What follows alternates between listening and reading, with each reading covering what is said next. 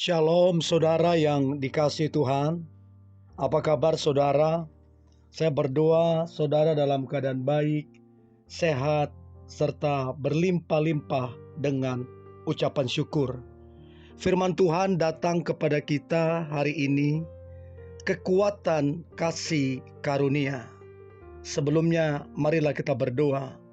Tuhan Yesus yang baik, terima kasih buat hari ini.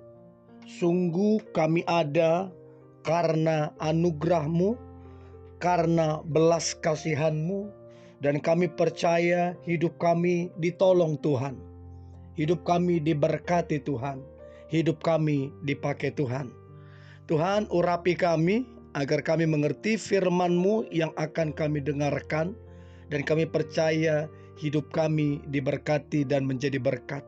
Dalam nama Tuhan Yesus, haleluya. Amin. Keluaran pasal 33 ayat 16. Dari manakah gerangan akan diketahui bahwa aku telah mendapat kasih karunia di hadapan-Mu, yakni aku dengan umat-Mu ini? Bukankah karena Engkau berjalan bersama-sama dengan kami, sehingga aku dengan umat ini dibedakan dari segala bangsa yang ada di muka bumi ini? Kita, saudara, membutuhkan kasih karunia Tuhan Yesus Kristus. Oleh karena kasih karunialah kita ini diselamatkan oleh iman. Efesus 2 ayat 8 dan 9. Sebab karena kasih karunia kamu diselamatkan oleh iman. Itu bukan hasil usahamu, tetapi pemberian Allah. Itu bukan hasil pekerjaanmu. Jangan ada orang yang memegahkan diri. Saudara yang dikasihi Tuhan, betapa dahsyatnya, betapa besarnya kekuatan, kuasa kasih karunia Tuhan Yesus. Karena oleh kasih karunia inilah saudara dan saya diselamatkan. Oleh karena kasih karunia inilah saudara dan saya dibenarkan di hadapan Allah. Kita menjadi ciptaan baru. Artinya yang lama sudah berlalu, yang baru sudah datang. Kita dibangkitkan bersama Tuhan Yesus untuk memperoleh hidup yang kekal. Bahkan kita diberikan kuasa untuk menjadi anak-anak Allah. Kasih karunia Tuhan inilah saudara, satu-satunya yang dapat mengubah hidup kita. 1 Korintus 15 ayat 9 dan 10. Karena aku adalah yang paling hina dari semua rasul, sebab aku telah menganiaya jemaat Allah. Tetapi karena kasih karunia Allah, aku adalah sebagaimana aku ada sekarang. Dan kasih karunia yang dianugerahkannya kepadaku tidak sia-sia. Sebaliknya, aku telah bekerja lebih keras daripada mereka semua. Tetapi bukannya aku, melainkan kasih karunia Allah yang menyertai aku. Bahkan dalam 1 Timotius 1 ayat 13 sampai 16. Aku yang tadinya seorang penghujat dan seorang penganiaya dan seorang ganas, tetapi aku telah dikasihinya, karena semua itu telah kulakukan tanpa pengetahuan, yaitu di luar iman.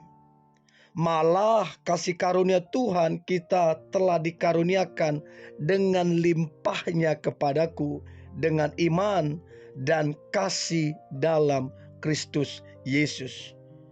Saudara, perkataan ini benar dan patut diterima sepenuhnya. Kristus Yesus datang ke dunia untuk menyelamatkan orang berdosa. Dan di antara mereka akulah yang paling berdosa.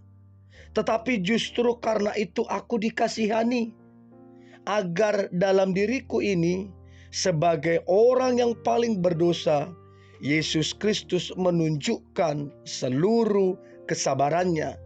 Dengan demikian, aku menjadi contoh bagi mereka yang kemudian percaya kepadanya dan mendapat hidup yang kekal.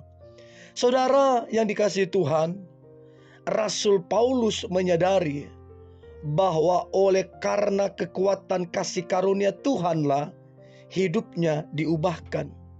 Dari tadinya seorang yang paling berdosa menjadi seorang rasul yang besar yang mengubah hidup banyak orang menjadi percaya, dan banyak orang mendapatkan hidup yang kekal.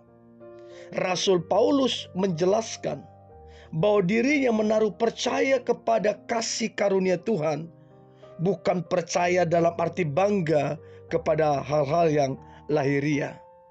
Nah, kalau kita merenungkan saudara, kasih karunia Tuhan telah mengubah Rasul Paulus, termasuk juga kehidupan kita. Saya ulang sekali lagi saudara, kasih karunia Tuhan itu telah mengubah Rasul Paulus juga kehidupan kita.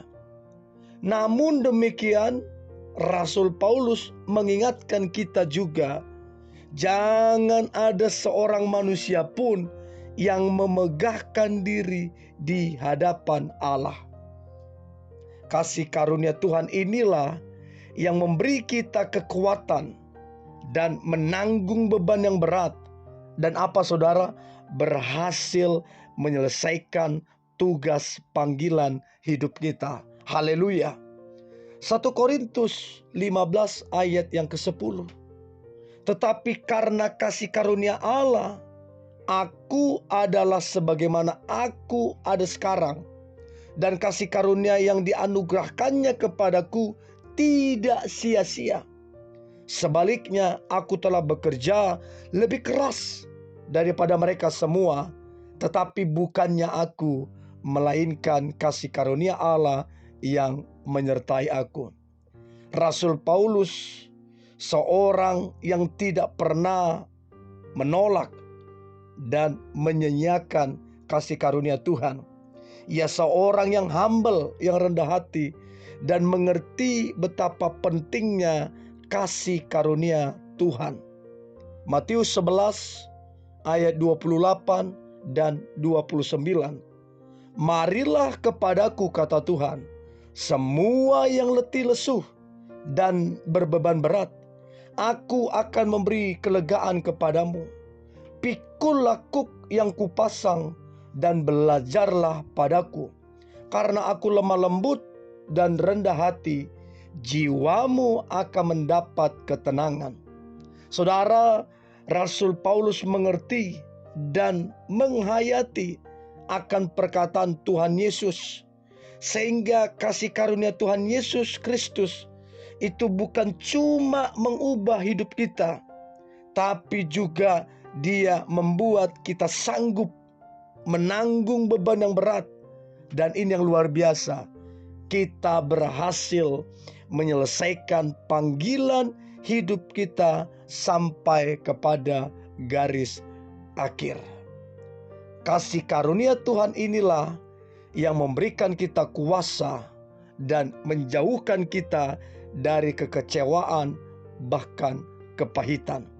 Saudara yang dikasihi Tuhan, kita hidup di bawah kasih karunia Tuhan.